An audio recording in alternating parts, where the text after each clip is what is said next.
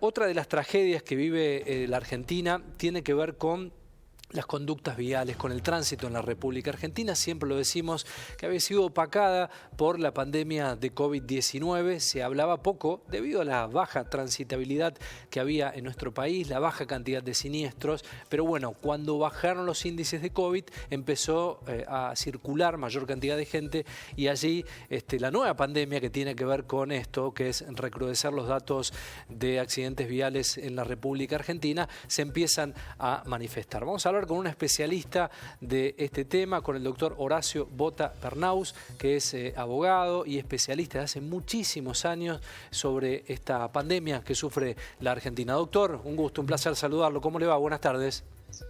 ¿Qué tal? ¿Cómo le va? Un gusto para mí también. Bueno, arrancábamos con esta información que tiene que ver con otras de las cuestiones que suceden en la Argentina, en este caso con esta tragedia al volante. ¿En cuánto ha cambiado el concepto, el paradigma post-COVID, digamos, porque tuvo un parate en la Argentina por la baja transitabilidad y hoy vuelve a recrudecerse? ¿Cómo está hoy la Argentina con estos datos tan escalofriantes de cifras que son realmente tan fuertes de accidentes de tránsito en nuestro país? Bueno, lo venimos diciendo hace varios meses, de que a raíz de un fenómeno que nos deja el COVID-19, que es mucho tiempo de confinamiento, sumado a otras cuestiones de restricciones de vuelos y restricciones también económicas, se iba a producir una movilidad muy intensa dentro de nuestro país. Y también lo decíamos durante la época del COVID-19, que veíamos un relajamiento en las conductas y en los comportamientos en la vía pública, y eso de alguna manera nos hacía prever un verano complicado en cuanto a la siniestralidad vial, porque claramente en estos 2 años la siniestralidad vial no estuvo dentro de los temas que se desarrollaron. No hemos visto muchas acciones realmente de sensibilización o de concientización para tratar de corregir esto, que pre-pandemia no es una tragedia nueva, la siniestralidad vial. Lamentablemente la siniestralidad vial tiene en el mundo por lo menos entre 10 y 20 años de preocupación intensa, de tal suerte que este parate de que nos trajo el COVID era un preanuncio que si no nos poníamos en el tema de una manera un poco más urgente, nos iba a pasar estas cosas, ¿no? De tal suerte que tampoco hay que echarle la culpa al COVID, tal vez, y esa es una opinión muy personal que la he hecho pública en el planteo si no es hora de reprogramar la seguridad vial, ampliando nuestra visión y no quedándonos solo con la visión de la tragedia, no quedándonos solo pensando cómo hacemos para enfrentar la siniestralidad vial desde el resultado muerte. Recién escuchaba yo este cambio de carátula. Yo creo que es innecesario el cambio de carátula. Con la propia carátula de homicidio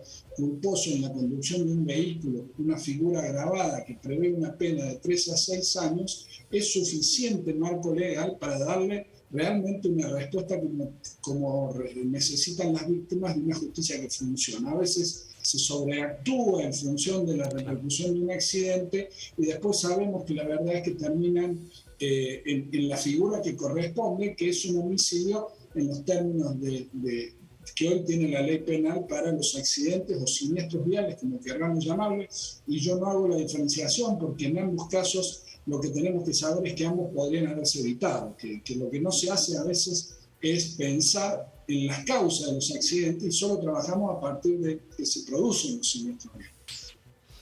Doctor, en estos cambios de paradigma y repensar la seguridad vial en la Argentina, usted manifestaba en uno de sus escritos la seguridad vial como un activo social, ¿no? Sí, porque esto fue una reacción. Yo llevo muchos años en esto, más de 35 años, 36 años exactamente trabajando en el tema. Y desde hace 20 años, o tal vez más, 30 años, vengo viajando por distintas partes de la Argentina y del mundo discutiendo, porque hace unos 20 o 25 años se incorporó un concepto en seguridad vial que nos pareció muy innovador. Todos festejamos este concepto, que era que la seguridad vial debía ser una cuestión de esto. El problema es que esto era una frase interesante, porque además con cierta lógica, porque el único que puede dictar leyes, el único que puede aplicar penas, el único que tiene el poder económico y el poder de policía, y tiene la capacidad, es el Estado. Pero todos nos quedamos con esa frase, ¿no? Es cuestión de Estado. Pero con el tiempo y en tantos años viendo tanta muerte como me ha tocado ver, porque a mí no soy un teórico de los accidentes, he intervenido en más de 26.000 accidentes con víctimas en la intervención técnico-legal, por lo cual me toca ver lo que es un accidente y saber lo que significa para las familias involucradas, ¿no? Entonces, esta cuestión de Estado que decíamos, tiene para mí dos efectos colaterales, como dicen los americanos cuando se mandan alguna macana, dos efectos colaterales. Por un lado, que el ciudadano, cuando le dicen el tránsito o la seguridad vial, es una cuestión de Estado. Entonces, ¿qué dice el ciudadano? Bueno, que se encargue el Estado. Claro. A ver, una vecina dice, recuerdo hace poco una vecina con el internet, dice, intendente, quiero que me ponga un lomo burro al frente de mi casa. Y entonces yo le pregunto, ¿y por qué a usted le parece que el lomo burro? Dice, para que los chicos puedan seguir jugando en la calle. Es decir, como es un problema que no es mío, claro, es del Estado, el ciudadano no se hace cargo, que lo resuelve el Estado. Y el segundo efecto colateral, que es también preocupante, es a veces mucho tiene que ver con la falta de profesionalidad de los recursos humanos que se asignan a tránsito, a seguridad urbana, movilidad. Muchas veces no están suficientemente formados, creen que por ser funcionarios de esa cuestión de Estado pueden hacer lo que les parezca, lo que sientan que hay que hacer, sin consensuar, sin buscar el asesoramiento técnico profesional, a veces multidisciplinario, que es lo que necesita hoy la movilidad, sobre todo la movilidad urbana, y sí, de alguna manera consensuar con la sociedad. Yo le notifico que a partir de ahora en esta calle voy a hacer una ciclovía. Y bueno, ¿y cómo va a resolver el resto de problemas que genera? No sé, no es un problema mío, para mí hay que hacer una ciclovía. ¿Y cómo es la ciclovía? Como a mí me parece. Entonces, este tipo de cosas es lo que me llevó a plantear que tenemos que hacer un cambio, que no significa olvidarnos, porque además es natural que la seguridad vial tenga en el Estado el actor fundamental. Pero también debemos trabajar para que esa seguridad vial sea un activo social. Hoy que hablamos de las criptomonedas, de toda esta nueva forma financiera, un activo social significa un activo que es un beneficio que además tiene esta repercusión social. Si todos invertimos en este activo que es la seguridad vial, la rentabilidad de ese activo nos beneficia a todos. Por eso esta suerte de metáfora de la seguridad vial transformándolo en un activo social es la convocatoria para que estos funcionarios que antes pensaban que basta mi opinión para cambiar la seguridad vial, hoy puedan entender que lo mejor es consensuar. No quiere decir que el ciudadano tome decisiones, pero sí quiere decir que al ciudadano hay que hacerlo partícipe. Hay que explicarle el porqué y el para qué de lo que hacemos, y hay que estar con una apertura a escuchar qué sugerencias tienen, porque una seguridad vial sin el compromiso del ciudadano no existe, no funciona.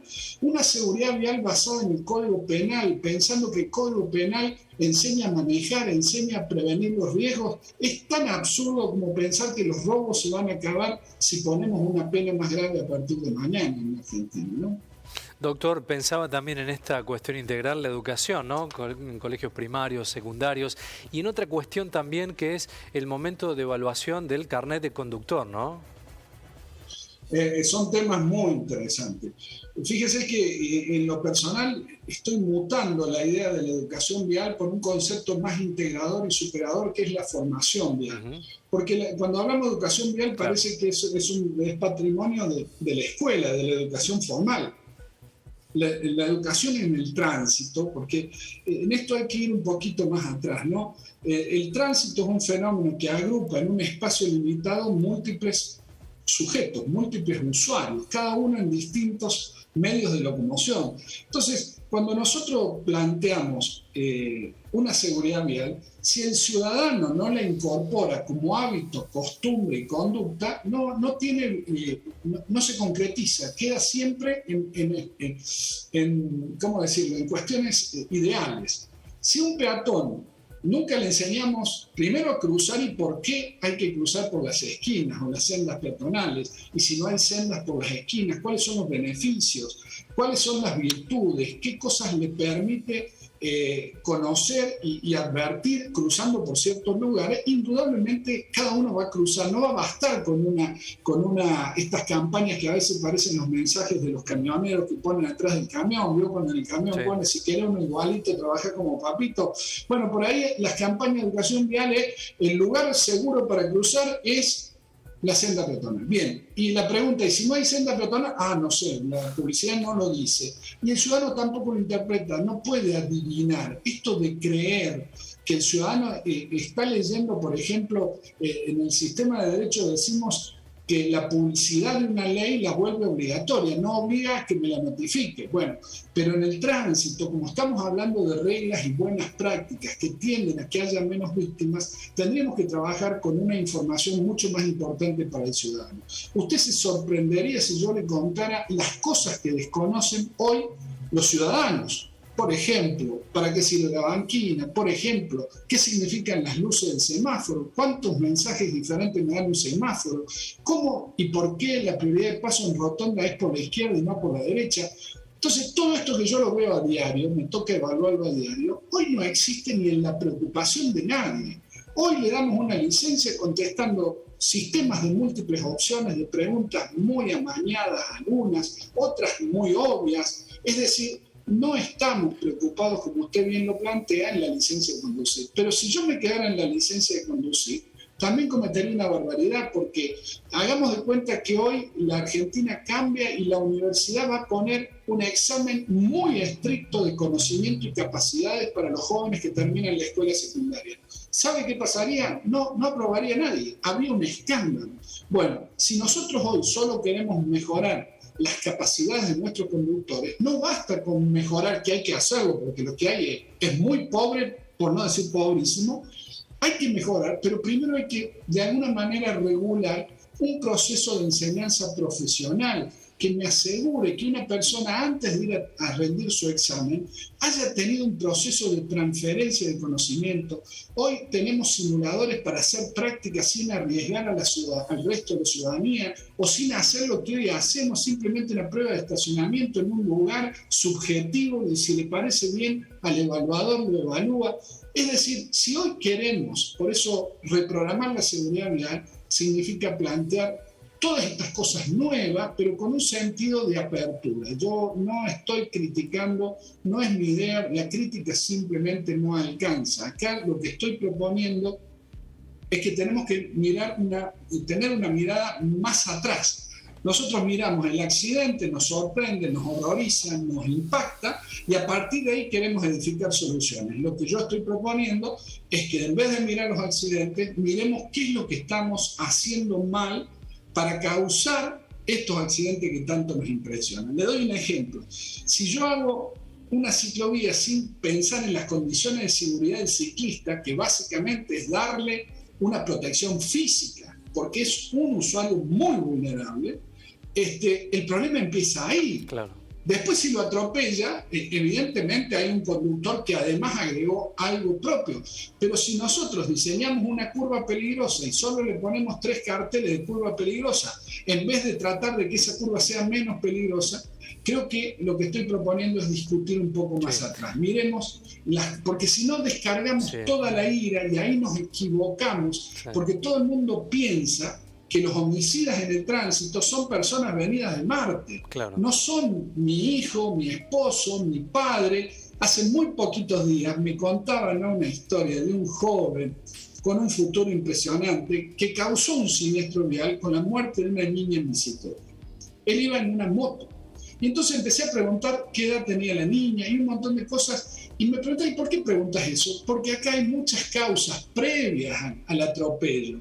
Y esto de victimizar el doble a la víctima, pero también al victimario, no le hace bien a la sociedad. Yo no estoy diciendo que el victimario no reciba su respuesta judicial.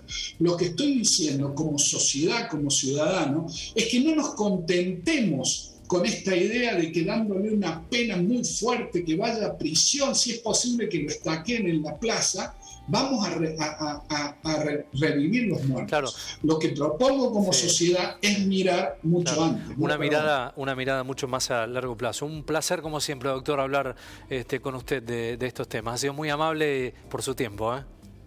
Un gusto, y perdón por lo largo, por pero es importante vale cerrar la idea. Muchas gracias por la convocatoria. Un gran abrazo, gracias.